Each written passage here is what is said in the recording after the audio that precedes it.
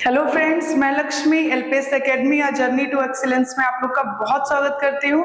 आज मैं केमिस्ट्री यानी रसायन विज्ञान के 25 क्वेश्चंस लेके आई हूँ। तो चलिए, इम्पोर्टेंट बहुत हैं वो क्वेश्चंस, सॉल्व करते हैं। ठीक है, तो पहला हमारा क्वेश्चन है, इलेक्ट्रॉनों की समान संख्या वाली स्पीशीज कहलाती है। ठीक है, species containing same number of electrons are called. तो इसका आंसर क्या होगा? Answer is C. Answer is C. ठीक है, सम इलेक्ट्रॉनिक। आंसर क्या है? Some electronic. फिर उसके बाद और ऑप्शन को एक बार देख लेते हैं, आइसोटोप, आइसोबार एंड आइसोटोन। ठीक है, आइसोटोप क्या होता है? आइसोटोप याद रखिएगा, एक ही तत्व के परमाणु जिनकी परमाणु संख्या समान हो, एक ही तत्व के परमाणु जिनकी परमाणु संख्या क्या होगी? समान होगी, लेकिन परमाणु भार क्या होगा? वो अलग अलग होगा। फिर आते हैं आइसोबार पे। आइसोबार के बारे में अगर मैं बताऊं तो अलग अलग तत्व के परमाणु भार समान होंगे। यहाँ पे अलग अलग तत्व के परमाणु भार समान होंगे, लेकिन परमाणु संख्या जो होगी वो क्या होगी? अलग अलग होगी। समझ में आया? यहाँ एक ही तत्व का था आइसोटोप में, आइसोबार में क्या है? अलग अलग तत्व के हैं। ठीक है, समझ में आया? आइसोटोन क्या होता है? आइसोटोन होता है अलग अलग पदार्थों के वे परमाणु जिनके नाभिक में न्यूट्रॉन की संख्या समान, अलग अलग पदार्थ के परमाणु जिनके नाभिक में न्यूट्रॉन की संख्या समान होगी और प्रोटॉन की संख्या अलग अलग होगी। ठीक है, आंसर इसका क्या था? सम इलेक्ट्रॉनिक, आइसो इलेक्ट्रॉनिक। चलिए नेक्स्ट पे आते हैं। एलपीजी लिक्विफाइड पेट्रोलियम गैस का मिश्रण है। लिक्विफाइड पेट्रोलियम गैस का मिश्रण है। आंसर है इसका ब्यूटेन और प्रोपेन। ब्यूटेन है, प्रोपेन। ठीक है, नेक्स्ट क्वेश्चन है हमारा, वर्ष 1945 में नागासाकी जापान में गिराए गए बमों में किस विखंडनीय सामग्री का उपयोग किया गया था? किस विखंडनीय सामग्री का उपयोग किया गया था? प्लूटोनियम। ठीक है, 8 और 9 अगस्त तो सबको पता है। चलिए, पीतल मिश्र का धातु है। Brass is an alloy of. किसका है? पीतल, copper and zinc. Copper and zinc का है। ठीक है, धातु क्या होती है? ऐसे तत्व जो इलेक्ट्रॉनों का त्याग करके धनायन प्रदान करते हैं उनको हम धातु बोलते हैं। पहली बात ये हो गई। दूसरी ये है कि ये ऊष्मा और विद्युत के सुचालक होते हैं। विद्युत चालकता का अगर मैं घटता क्रम बताऊं, यानी सबसे ज्यादा से सबसे कम पे अगर मैं जाऊं तो सबसे ज्यादा होता है चांदी, फिर आता है तांबा, फिर आता है एल्यूमिनियम, फिर आता है टंगस्टन। ठीक है, ये क्रम याद रखिएगा। ठीक है, इसका आंसर होगा brass is an alloy of copper और जिंक। ये जो क्रम बताया है बहुत इंपॉर्टेंट है, याद रखिएगा। चलिए नेक्स्ट पे आते हैं। वॉशिंग सोडा का रासायनिक नाम है। वॉशिंग सोडा का रासायनिक नाम है सोडियम कार्बोनेट। क्या नाम है? Sodium carbonate. ठीक है, बेकिंग सोडा एक और नाम किसका है? Baking soda sodium hydrogen carbonate. Sodium hydrogen carbonate. ठीक है, इसका एक और नाम क्या है? Baking soda. Baking soda. ठीक है, सोडियम क्लोराइड की बात करूं, आपको पता है NaCl, ये सॉल्ट। ठीक है, चलिए नेक्स्ट पे आते हैं।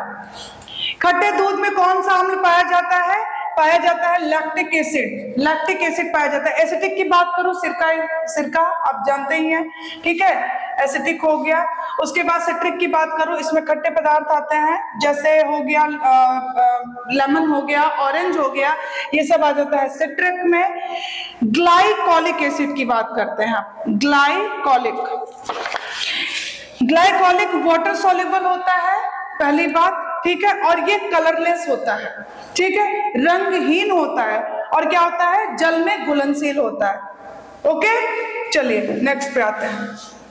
पानी में हाइड्रोजन के द्रव्यमान का ऑक्सीजन के द्रव्यमान का अनुपात हमेशा होता है 1:8। 1:8 होता है। नेक्स्ट पे आ जाइए। चूने के पानी में अधिक मात्रा में CO2 प्रवाहित करने पर यह फिर से रंगहीन हो जाता है, क्योंकि CO2 when passed in excess in lime water turns colorless again because of। Answer is calcium carbonate. Answer is calcium carbonate. ठीक है, उसके बाद आता है सबसे प्रचुर मात्रा में पाया जाने वाला तत्व है, सबसे प्रचुर मात्रा में पाया जाने वाला तत्व है ऑक्सीजन। ये बात किसकी हम कर रहे हैं, यहाँ पे तत्व शब्द आया है, ठीक है, और हम बात कर रहे हैं क्रस्ट की, भूपर्पटी की बात कर रहे हैं, हम भूपर्पटी की बात कर रहे हैं। कितना होगा ऑक्सीजन, कितना होगा 46.6%। सेकंड पे आ जाएगा सिलिका 27.7%, 27.7%। ठीक है, फिर आता है हमारा एल्यूमिनियम, एल्यूमिनियम आएगा 8.1% एंड आयरन आता है 5%। ठीक है, वैसे अगर मैं बात करूं एटमॉस्फेयर में तो 78% नाइट्रोजन होता है, 21% होता है ऑक्सीजन। ठीक है, तो ये थोड़ा सा याद रखिएगा। चलिए, ऑक्सीजन और ओजोन है एलोट्रॉप्स, क्या है, एलोट्रॉप्स है। ऑक्सीजन और ओजोन क्या है, एलोट्रॉप्स है। ऐसे अणु जिनका आणविक सूत्र सेम होता है वो होते हैं आइसोमर्स। क्या होते हैं, आइसोमर्स। आइसोटोप की बात करूं, एक ही तत्व के परमाणु जिनकी परमाणु संख्या सेम होती है, एक ही तत्व के परमाणु जिनकी परमाणु संख्या सेम होगी लेकिन परमाणु भार क्या होगा, अलग अलग होगा।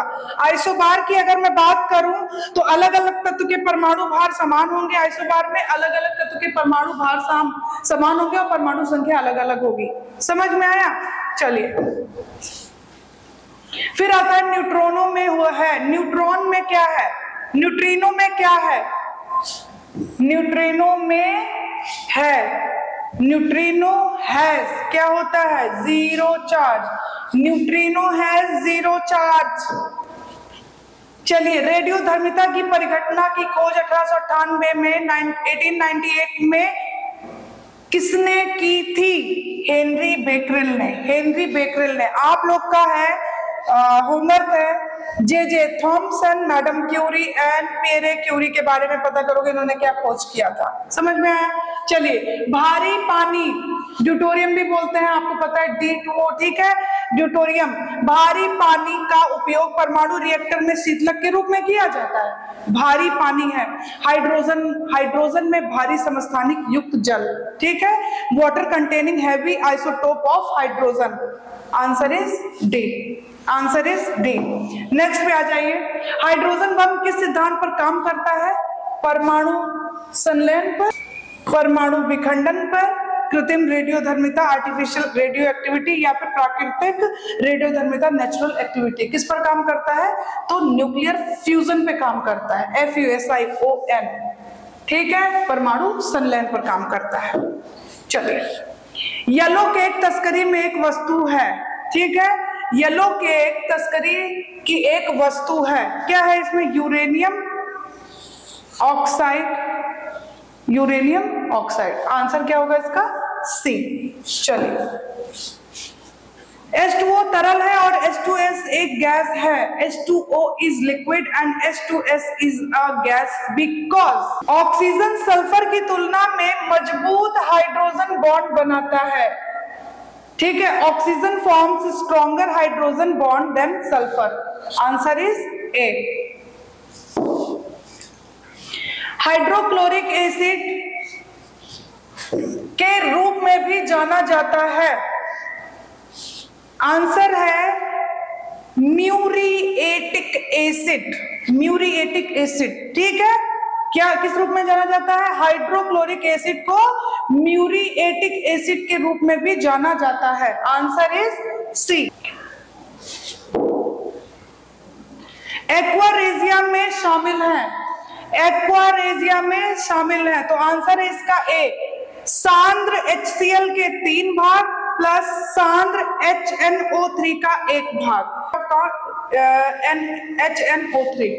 ठीक है, सांद्र HCl के 3 भाग प्लस सांद्र HNO3 का 1 भाग, HNO3 का 1 भाग। Aqua regia. An ideal gas is one which obese, एक आदर्श गैस वह है जो पालन करती है, किसका पालन करती है, गैस कानून का, गैस लॉज का। फिर आता है यदि रेफ्रिजरेटर का दरवाजा खुला रखा जाए तो, रेफ्रिजरेटर का दरवाजा अगर हम खुला रखते तो क्या होगा, कमरा गर्म किया जाएगा, room will be heated, room will be heated.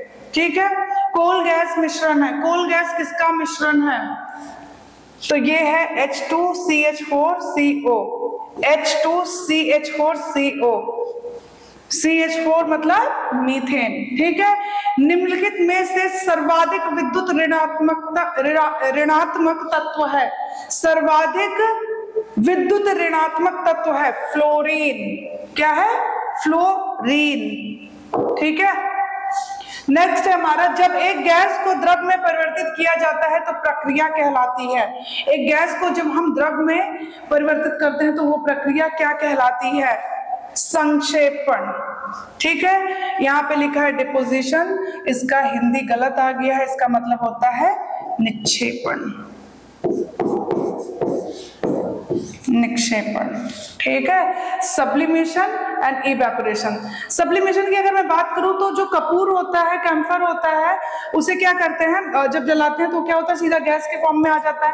कहने का मतलब है ठोस से सीधा गैस में। अब उस चीज को उल्टा करिए, गैस को फिर से ठोस में अगर लाना है तो वो चीज कहलाएगा निक्षेपण।